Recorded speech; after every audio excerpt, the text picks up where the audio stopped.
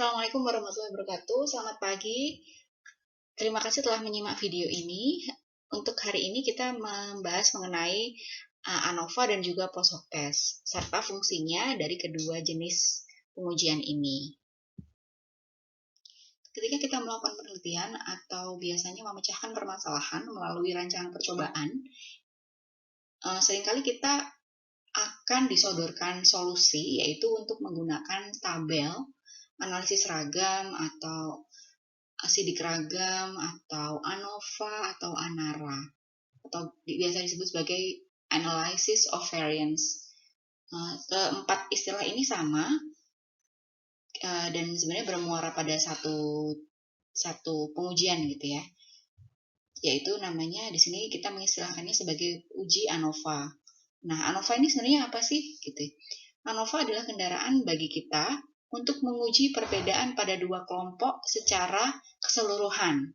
Gitu. Jadi kalau misalkan kita ingin menguji pengaruh bla bla bla terhadap parameter bla bla bla, nah fungsinya tabel ANOVA, fungsinya pengujian ANOVA itu adalah untuk mengetahui apakah dia berbeda nyata atau tidak. Jadi pengaruh itu dia memberikan hasil yang signifikan atau tidak terhadap parameter yang mau kita teliti. Nah, jadi dia itu adalah kendaraan bagi kita. Nah, setelah melakukan uji ANOVA, ya biasanya akan ada dua keputusan, yaitu H0 ditolak atau H0 diterima. Kalau H0-nya ditolak, itu artinya ada beda signifikan. Sedangkan kalau H0-nya diterima, berarti tidak ada perbedaan signifikan. Nah, definisi beda signifikan itu apa sih? Nah, beda signifikan ini sebenarnya mengacu ke arah bahwa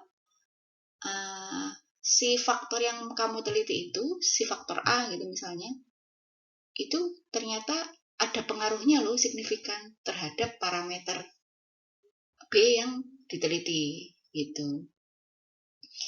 Ketika dia berbeda nyata, terutama kalau taraf faktornya lebih dari 2, maka perlu dilakukan yang namanya uji lanjut untuk memahami seberapa besar detail perbedaan antar kelompok. Tapi untuk uji lanjut ini tidak berlaku untuk hasil yang ANOVA-nya tidak signifikan, ya. Kenapa? Karena ya ngapain diteliti uji lanjutnya kalau misalkan dia ternyata nggak signifikan, ya kan rugi sama aja kan, useless, nggak ada gunanya gitu. Kemudian yang kedua, tidak perlu diuji ANOVA tidak perlu diuji post hoc test kalau taraf faktornya hanya ada 2. Kenapa? Ya kalau hanya ada 2 berarti kita sudah bisa jelas kalau beda nyata ya pasti yang nilai pertama pasti beda nyata dengan yang kedua. Nah bedanya kalau diuji lanjut itu kalau parameternya 3 atau lebih, kalau taraf faktornya 3 atau lebih, itu kita bisa ngecek seberapa besar sih pengaruhnya, detail perbedaannya gitu. Penggunaan ANOVA dan uji lanjut itu tidak hanya terbatas pada penelitian, tetapi juga bisa untuk kasus-kasus yang ada di pabrik, misalnya di divisi R&D atau Research and Development, atau ketika kita menghadapi kasus yang membutuhkan pemecahan sebenarnya yang terbaik itu yang mana sih gitu. Tapi tentu dengan ketentuan sendiri ya, sesuai dengan yang diikutin.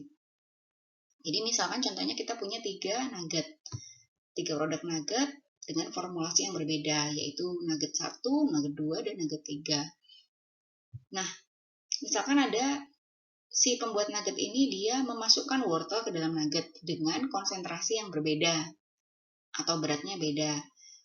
Yang pertama, kedua, kemudian ketiga dia lebih besar gitu ya. Nah, ternyata hasil dari ANOVA menyatakan dia beda nyata. Oke, berarti beda nyata kan dia berpengaruh si wortel itu terhadap misalnya parameternya adalah beta karotin. Nah, tetapi beda nyata itu seberapa beda sih? Nah, kita kan harus tahu juga. Nah, itulah fungsi dari uji lanjut.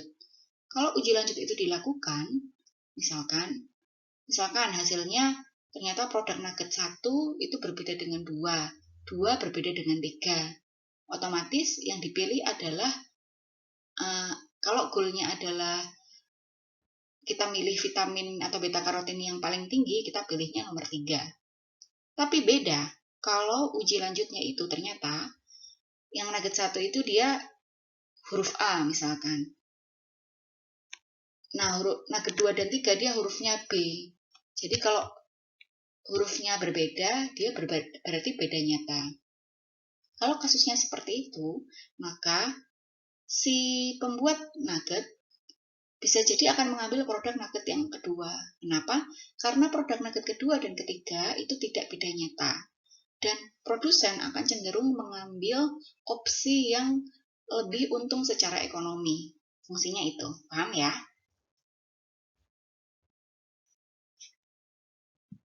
Pengujian post hoc test atau uji lanjut itu jumlahnya ada banyak sekali.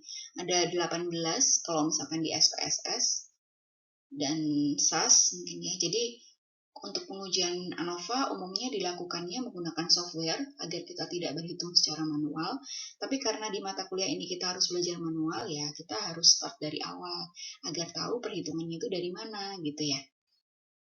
Nah, di antara 18 tes ini, mereka memiliki karakteristik masing-masing yang berbeda-beda.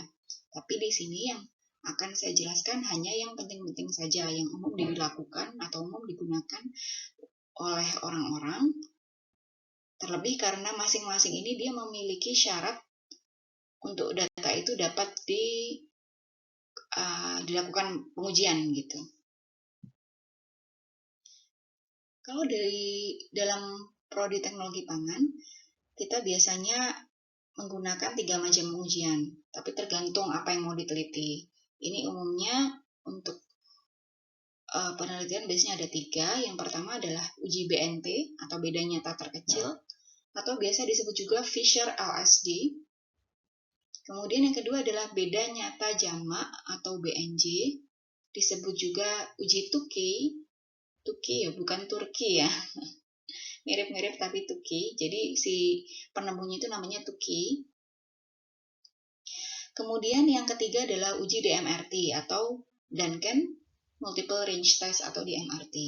Di antara ketiga uji ini yang paling umum digunakan oleh teknologi pangan adalah yang C.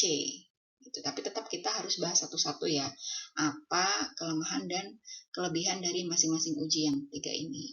Nah, kalau di luar 3 ini gimana Bu? Kalau di luar 3 ini kita umumnya akan ada syarat ketentuannya. Jadi kita juga mungkin bisa lintas bidang gitu kali ya. Tergantung dari apa yang kriteria yang mau kita teliti gitu. Oke, kita lanjut ke pembahasan yang pertama ya, yaitu Fisher LSD. Ini Fisher ini adalah nama si penemunya. Ya, uji ini kalau Indonesianya namanya uji BNT. Nah, dahulu uji ini nih paling sering dipakai karena cukup umum dan juga cukup useful untuk digunakan. Tapi sekarang uji ini tidak terlalu banyak digunakan lagi karena dia banyak dikritik. Salah satu kritik yang paling umum dipakai adalah karena ada error tipe 1 yang itu memang tidak bisa dihindari di uji BNT. Apa itu error tipe 1? Nanti silakan di browsing sendiri ya. Nah, uji LSD itu cocok dipakai untuk membandingkan rata atau rata-rata pada 3 kelompok. Kalau lebih dari 3 kelompok, tidak disarankan untuk dipakai. Beberapa mengatakan seperti itu.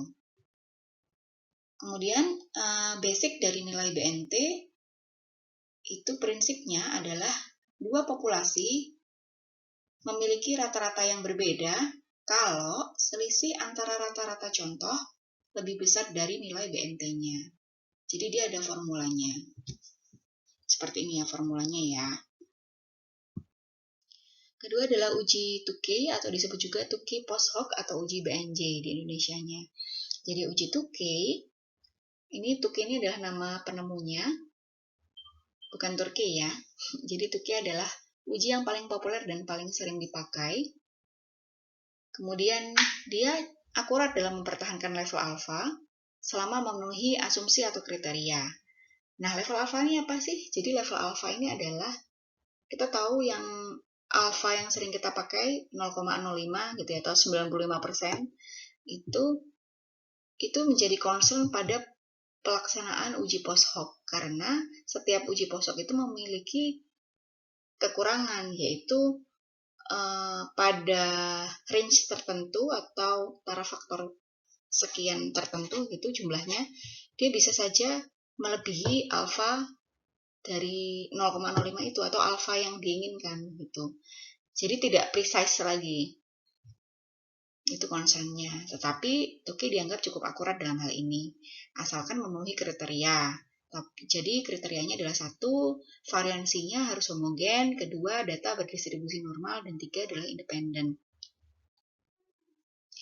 Prinsip kerja atau prinsipnya si Tuki ini adalah dua populasi dikatakan berbeda rata-ratanya kalau selisih rata-rata contoh lebih besar dari nilai BNJ atau HSD-nya. Jadi BHSD itu sama kayak BNJ ya. Kemudian formulanya ini. Dan yang ketiga adalah DMRT atau Duncan Multiple Range Test. Jadi untuk DMRT ini adalah pengujian yang cukup banyak dilakukan di bidang teknologi pangan karena dia sangat liberal. Nah, ini yang saya maksudkan sangat liberal tuh. Jadi beberapa literatur bilang bahwa untuk pengujian ini alfa aktualnya dia lebih tinggi dari alfa yang diset di awal atau 0,05. Seperti yang kita tahu alfa itu biasanya adalah 95% atau 0,05 ya.